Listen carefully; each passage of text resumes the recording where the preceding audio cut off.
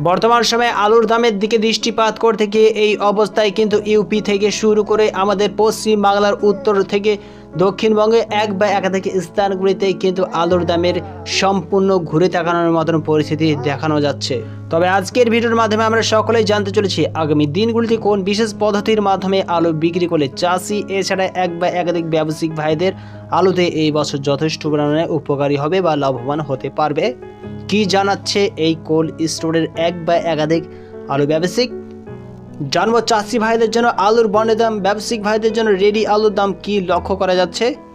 এছাড়া জানবো বায়ুমণ্ডলের তাপমাত্রাকে কেন্দ্র করে এই অবস্থায় আলুর দাম, বিভিন্ন মার্কেট এছাড়া বিভিন্ন স্থানগুলিতে আলুর দামের গতিবিধি ইউপি থেকে শুরু করে পশ্চিমবঙ্গের এক বা একাধিক স্থানগুলিতে কেন নিম্নে রাউন্ড করতে দেখা যাচ্ছে। বিস্তারিত আলোচনা অবশ্যই এই ভিডিওর মাধ্যমে আমরা সকলেই জানতে চলেছি, সঙ্গে থাকুন। ইনি হলেন অনিল ট্রেডিং কোম্পানির ওনার রামচাঁদ কানারজিয়া, আর ইনি হলেন আত্মা রাও। এই দুই ব্যবসায়িক আলুর জীবনের সঙ্গে দীর্ঘ বছর ধরে অঙ্গাঙ্গিভাবে জড়িত।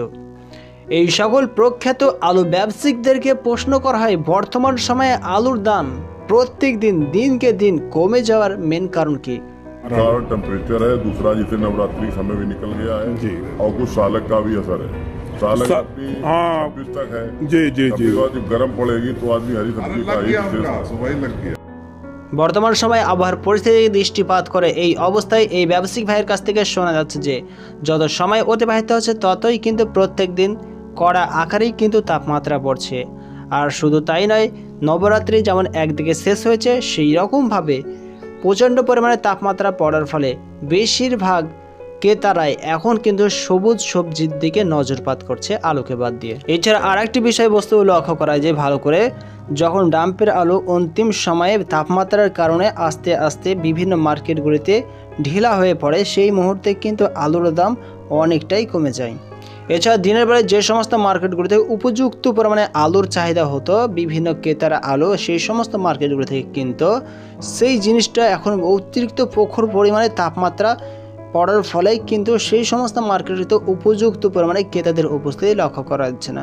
এটাও একটা মুখ্য কারণ আলুর দাম কমে যাওয়ার। এছাড়া এই ব্যবসায়িক ভাইরা আর একটি বিষয়বস্তু উল্লেখ করে যে এই সমস্ত ডাম্পের আলু এখন যেমন শেষ হয়ে যাবে সেই রকমভাবে মে মাসে কিন্তু বিভিন্ন কোল্ড স্টোরগুলি সম্পূর্ণভাবে খুলে যাবে, তখন কিন্তু कोल्ड स्टोरे एक बा एकाधिक आलूगुलिर विभिन्न मार्केटगुलिते बिक्री होबे चाहिदाके भित्ति करे। बाद फुल फ्लेज स्टार्ट हो जाएगा बिल्कुल। हालांकि अभी दूर की लोडिंग जितनी है जो साउथ मंडियों में, महाराष्ट्र की है, जैसे जी कर्नाटका है, उड़ीसा के, ये गोल्ड का ही आलू ज्यादा चल रहा है जी।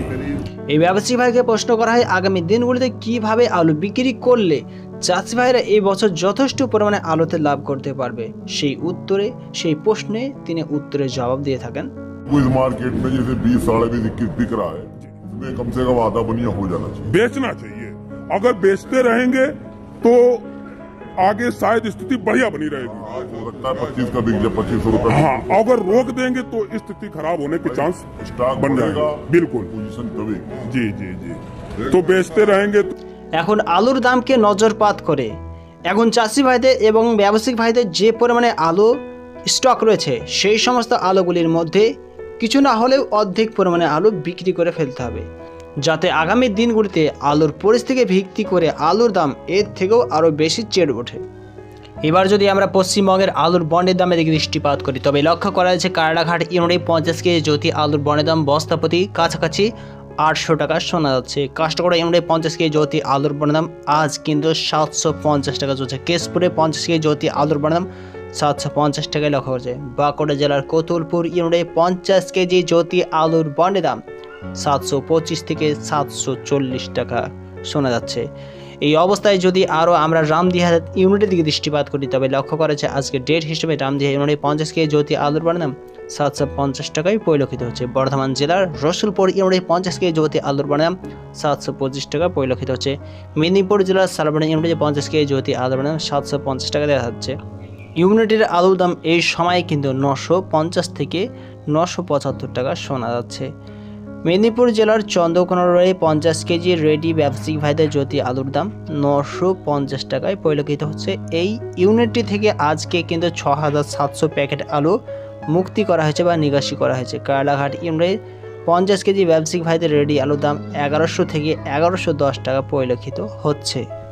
আজকের ডেটে একটা বিষয়বস্তু চাষি ভাইদের জন্য লক্ষ্য করা যাচ্ছে, গত দিনের থেকে আজ কিন্তু আলুর পণ্যের দাম কাছাকাছি বস্তা প্রতি 50 টাকা কিন্তু বেশিরভাগ ইউনিটগুলিতেই কমে গেছে।